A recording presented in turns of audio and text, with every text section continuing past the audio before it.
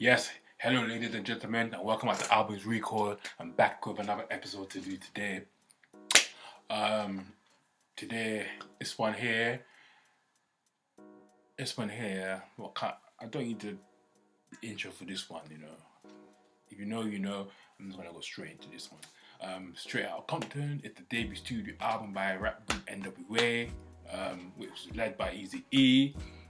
Formed in Los Angeles, Compton city of Compton in the early 1980s. In the early 1987, sorry. It was released by his label Ruthless Records on August the 8th, 1988. The album was produced by N.W.A members such as Dr. Dre and DJ Yella and Arabian Prince, with lyrics written by N.W.A members Ice Cube and MC Ren, along with a Ruthless rapper, the DLC. Not merely depicting Compton street violence, and the lyrics repeatedly threatened to lead it by attacking peers and even police. The track "Fuck the Police" drew an FBI agent's warning letter, which aided N.W.A's notoriety N.W.A calling itself the world's most dangerous group. In July 1989, despite its scarce radio play beyond the Los Angeles area, Straight Outta Compton received platinum certification and 1 million copies sold by then that year. The album peaked at number 9 on the Billboard Top R&B Hip Hop Albums chart and at number 37 on the Popular Albums chart. The Billboard 200 achieving media spotlight. N.W.A's example triggers the rap genre's movement towards hardcore gangster rap. As the 90s close, if largely through N.W.A's own splintering, yielding successful solo music careers and franchise for Ice Cube and for Dr. Dre, the ripple effect had reshaped rap, R&B, and popular music influence popular culture. So the remastered version of the album was released in September 2002. The reissue gained 4 bonus tracks nearing the album's 20th anniversary. Another extended version of it arrived in December 2007, and in 2015, after an album reissued on red cassette limited edition, the theatre release of the biopic film Straight Outta Compton reinvigorated the sales of the album, which by the year end was certified 3 times platinum.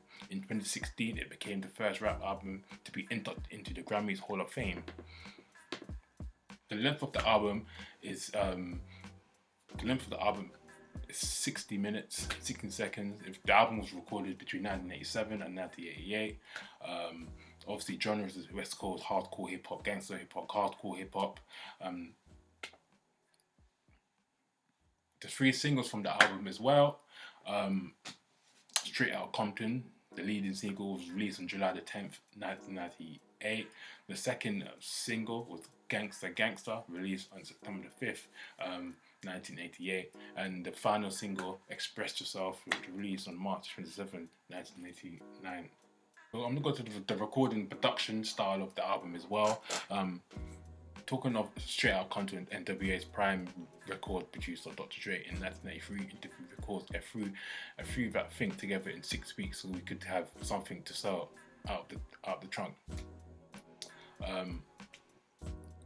So N.W.A's greatest hit release in July 1996, including 6 tracks from the 1988 album: Gangsta Gangsta, If I Ain't Rough, I Ain't That One, Express Yourself, an extended version of Straight Outta Compton, and Fuck the Please.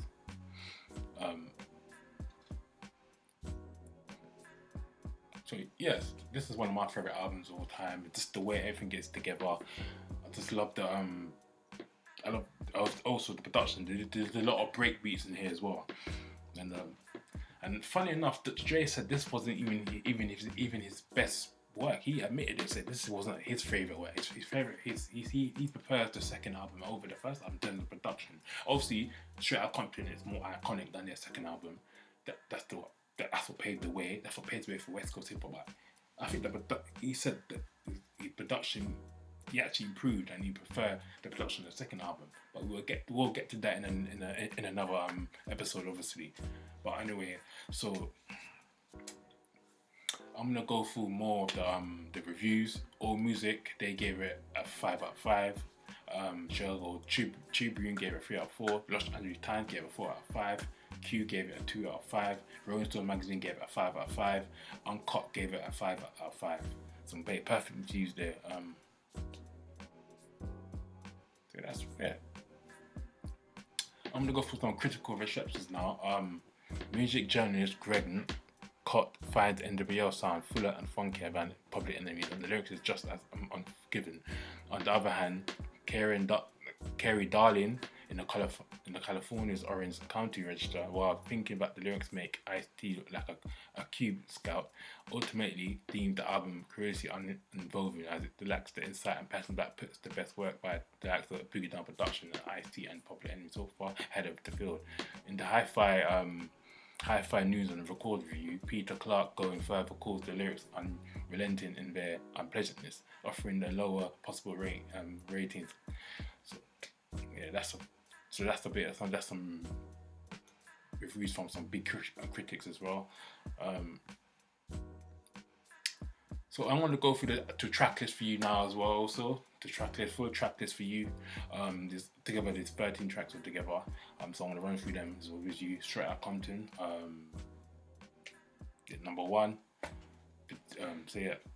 Number 2, Fuck the Police. Number 3, Gangsta. 4, If I Ain't Rough. Number 5, Parental Discretion is Advisable. 8, 8-Ball Remix. Number 7, Something Like That. Number 8, Express Yourself. Number 9, Compton's In The House Remix. Number 10, I Ain't The One. Number 11, Don't Man Remix.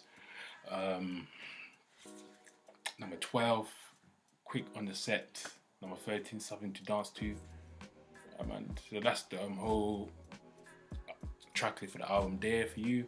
I'm going to run through the charts success as well for the album. Obviously, the album went 3 times platinum. I said in the UK it sold 300,000 copies that went platinum in the UK. It peaked at number 6 on the US Billboard 200 charts. It peaked at number 6 on the UK R&B's album chart. It peaked at number 54 on the Swiss album chart. It peaked number 7 on the Irish album charts. It peaked number 8 on the Australian album charts. Peaked at number 17 on the French album charts. So yes, that's the N.W.A's. That's one of my favorite albums of all time, and one of my favorites. This paved the way for that West Coast hip hop as well, and it brought that dominance of the East Coast. So that's why this album here is legendary. It's always going to be iconic. It paved the way for that West sound as well in a way. With Dr. Dre's production, so that's iconic as well. It's one of my favorites. And let me know in the comment section if it's one of your favorites as well. Let me know why. And yeah, that's it for the album record. I'll be back again soon. So peace, one love, man. I'm out.